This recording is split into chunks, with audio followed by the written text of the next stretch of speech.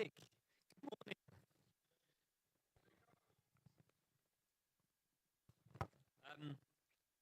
So, I think Claire said that I'm talking, or someone said that I'm talking about values today. I started the day off every Sunday. I tend to get up pretty early, and then eventually I go and get some donuts and milk and stuff.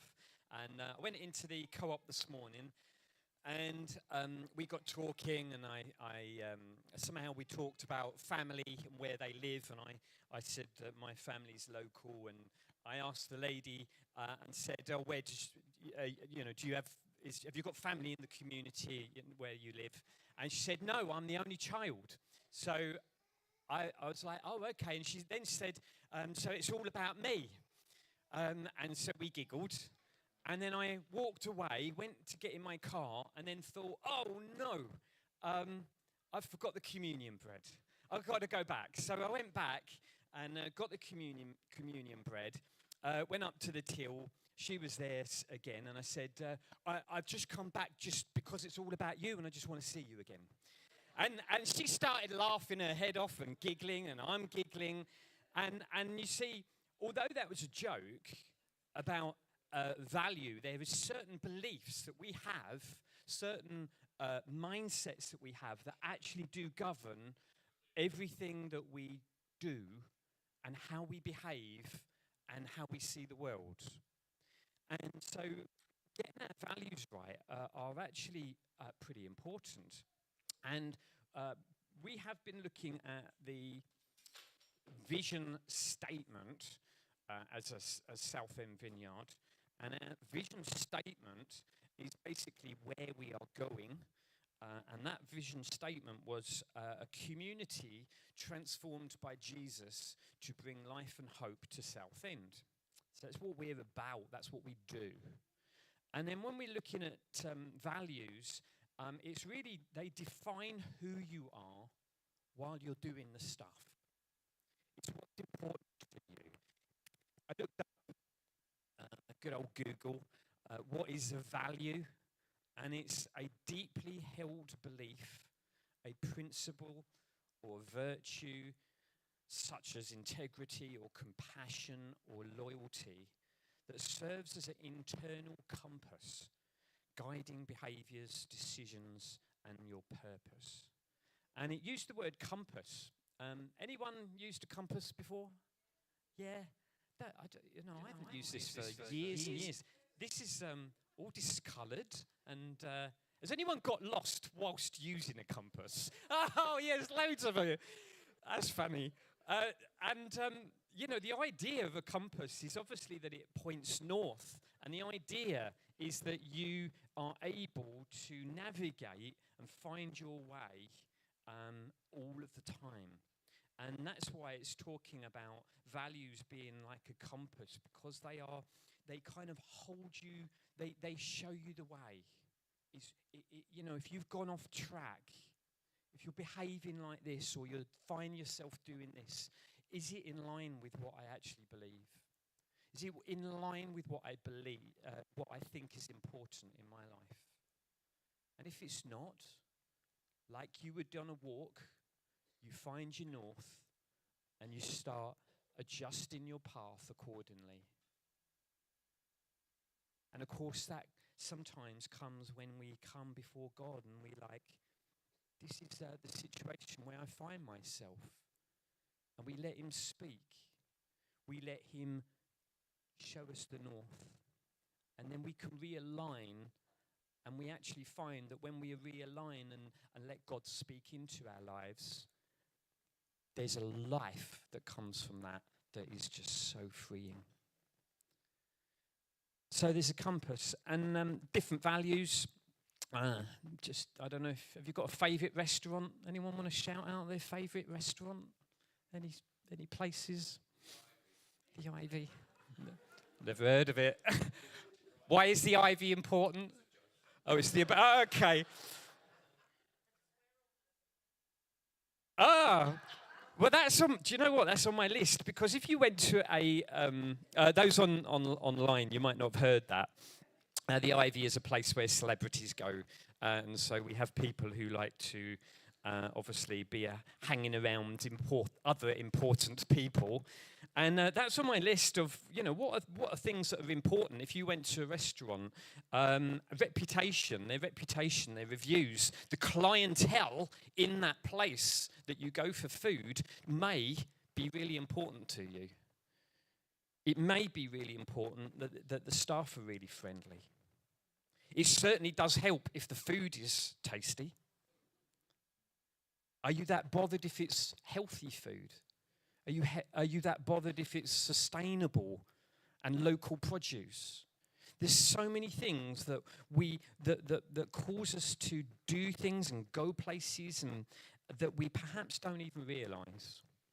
And so we as a leadership team kind of sat down and thought, what are the values of Southend Vineyard?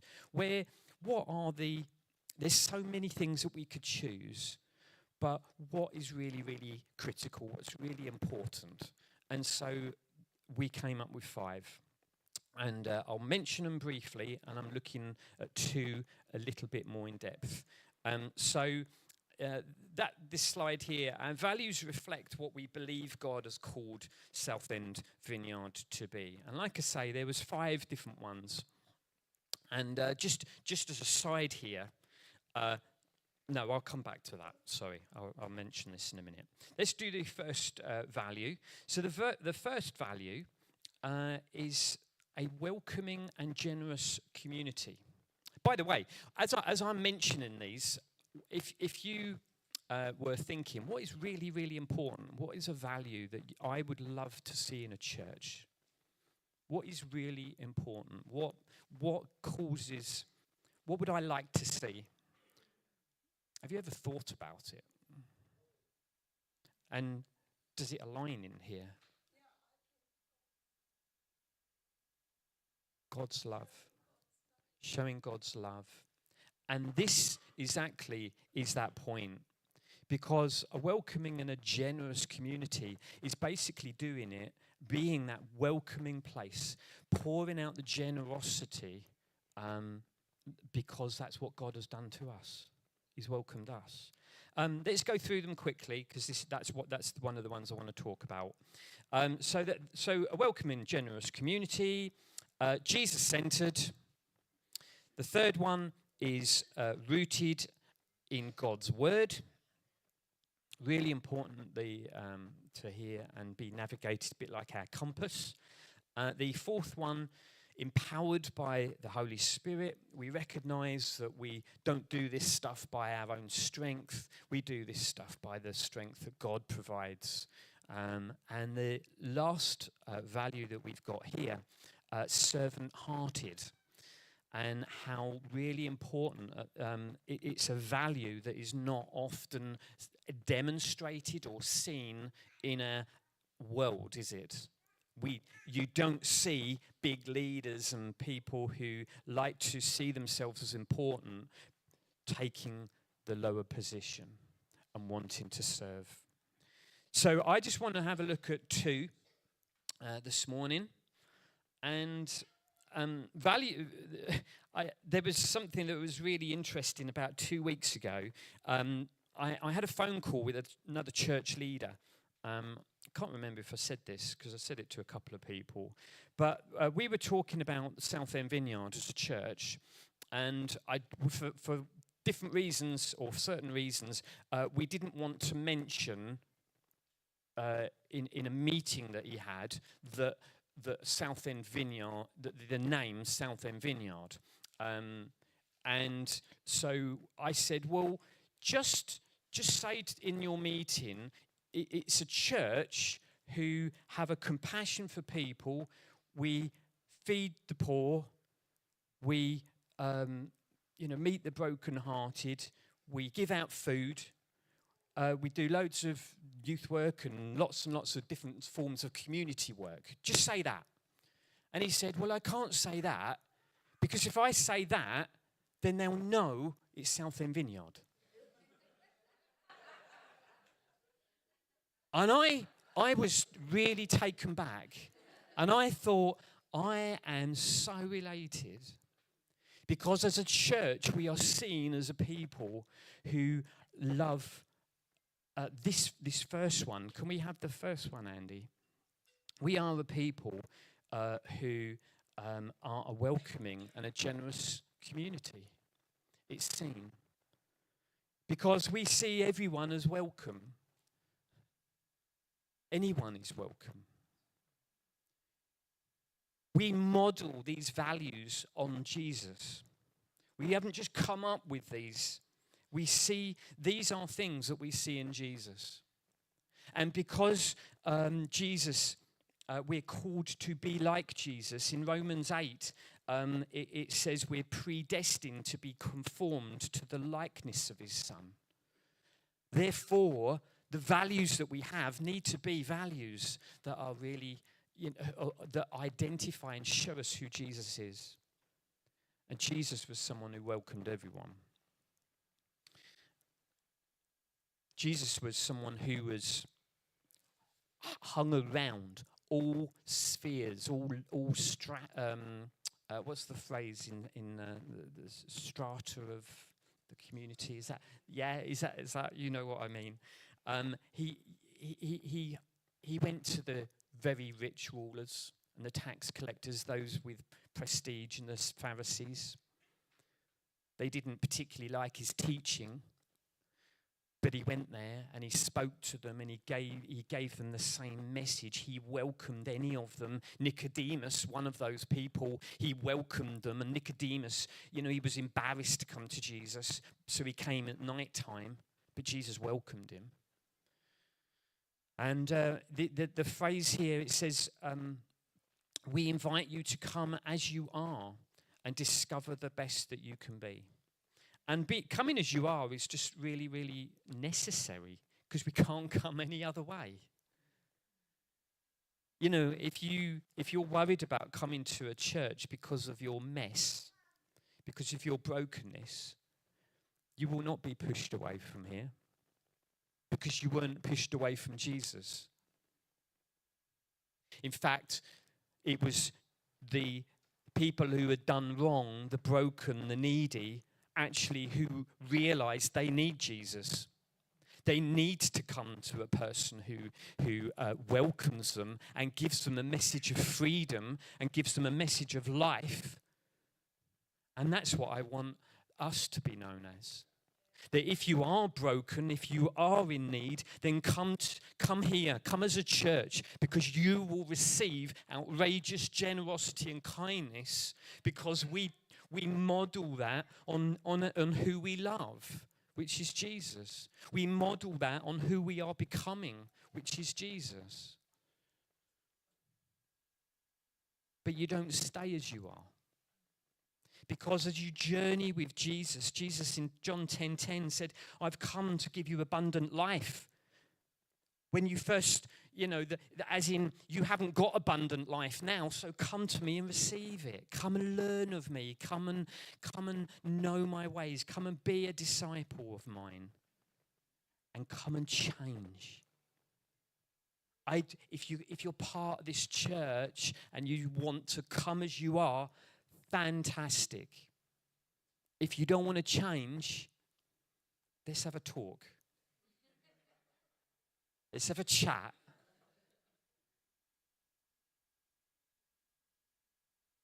Because there are things hidden in each of us, in our hearts, that need to be changed. And God is the God who is like we're talking about restaurants just a minute ago. My brother, he takes any plate of food, any ingredients, and he makes it absolutely amazing. And that's what God can do with us, with you, and anyone else who walks through these doors. That he can take whatever he has in front of him, because he's God, and he can transform it into something that's most beautiful. And does it happen instantly? Has that been your experience? No. Does fruit on a tree take time to grow? Yeah. Has anyone got any fruit trees in their garden? Any blossoms coming out at the moment? Yeah? The fruit's not on the tree yet. And for some of us in the room, we know that the fruit's not on the tree. But when the life of God comes into you and you allow him to move and to do things in your heart, to change who you are, you see the most beautiful things growing from it. You see joy coming up where there was no joy. You see grace and mercy because it just outpours from you, because you recognize that he is gracious and he is merciful. Jesus said, go heal the sick, raise the dead, care for the leprosy, cast out demons, and give as freely as you have received. Give it away. Give it away. We want to be a generous church because God is this sort of kingdom principle that as you give it away, your hand fills up again. It's only as we sort of hold on and it's only as you look at the little that you've got. Isn't that we see this in the Bible time and time again? You know, people coming to Jesus and saying, look, all I've got is 5 loaves and 2 fish. It's not much, not to do, what you want to do or what I think needs to happen. And Jesus just takes it and he blesses it and he multiplies it. But we have to give it away. We have to come to Jesus as we are and allow him, give it to him. We lay down our lives. You know, if you want to save your life, Jesus said, you'll lose it. If you lay down your life, you'll gain it. It's this weird kingdom principle that we lean in to what God is going to do and produce in our lives. It produces a generosity. And a generosity in every aspect.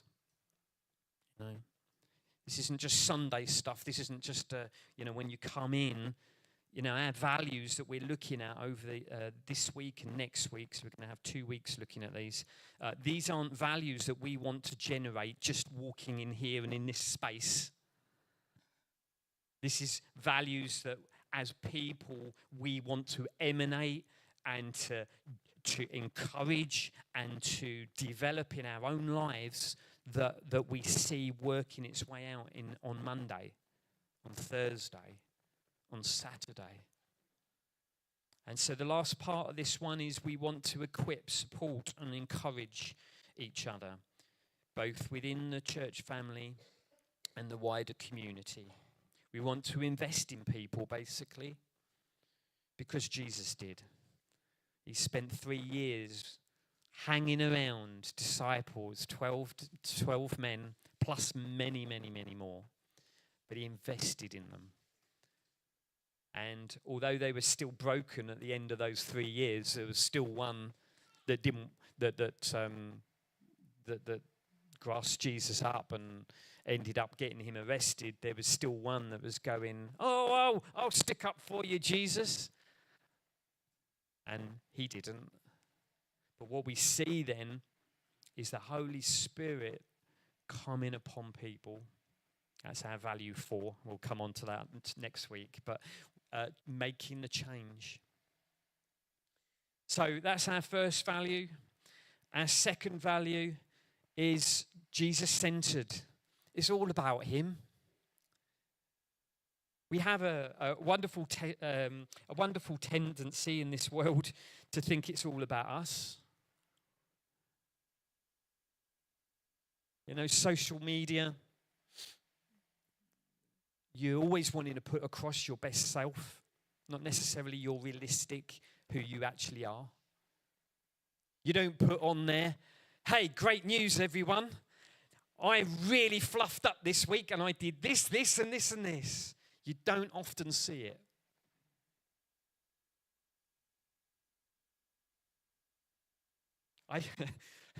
I was watching a guy walking down here not so long ago, and it was before they put all these posters on one of these shop windows. And as he was looking, He was just walking along, just staring at himself in the reflection of the mirror, absolutely obsessed with himself. Now, maybe he had a nice haircut, and it's okay. I'm not saying that it's not, that we don't want to, look after ourselves and present as well as we can. I mean, I needed Jo to help me do that, and I've never thrown so many clothes out when she came on board, because apparently this jumper and this T-shirt and this one with holes in is no good, So I'm not saying that we don't want to look good, but we want to, that Jesus is what we focus on. He's what we want. And this this value, Jesus-centered, it says Jesus, the Son of God, is our top priority. Is that the case for you? It's our top priority. I.e., nothing else compares. Nothing else is important compared to that. Oh, we have things that are important to us, but he's our top priority. And it's only through Jesus, did you see that word only? Only through Jesus that we can really know God, be forgiven, and be saved. People said to Jesus, show us the Father, show us God. And he said, if you see me, you've seen the Father. And if we see Jesus, we stare at him, we read, we understand who he is. We see who God is. And we mold ourselves, and we're drawn to him. If you don't know, if you've got problems with God, if there's hurt in your heart, there's a sense of poverty and lack in you, look at Jesus. Look at the outrageous mercy that you see in every book of that Bible. Over and over and over again. Grace, grace, grace, and grace. So our response to the good news of Jesus is to worship him. That's what we were doing this morning. What's that last song called? I love that. Oh, Holy Forever. One of my favourite songs. Holy, because he is holy forever. He's not going to change. That's why we worship him, because he's never going to stop showing his mercy towards me. That's why we worship and live like him. And the good news is the basis of everything that we believe and the reason for everything that we do. Being Christ-centered is the opposite of self-sufficiency. And self-sufficiency is a very easy trap to get into. And he wants us to give it up. He wants us to give up the things that we're trying so hard to hold on to. Say, trust me. Hebrews 12 says, let us strip off every weight that slows us down, especially the sin that so easily trips us up, and let us run with endurance the race God has set before us. We do this by keeping our eyes. So, this getting rid of sin, this getting rid of weights, the stuff that trips us up. What's the solution? It says we do this by keeping our eyes on Jesus. I don't know if you've ever been driving. It's a bit naughty. I did it last week. I was driving along the car, and something caught my eye on the left-hand side. And so I start looking at this thing on the left. And what what happens? Have you done it before? Yeah. You find the car is drifting to the left-hand side. And then I saw the white lines coming up, and I'm, whoa, back again. Fix your eyes on the road. And what happens is if we fix our eyes on Jesus, what we find is we tend to veer towards him. And I would recommend, we as a church would recommend that you as a value have Jesus as a center of all. Because what you will do, you will find that you're beginning slowly to veer over. And instead of crashing, which I would have done, you end up meeting a compassionate Father who welcomes you home. We're going to have communion.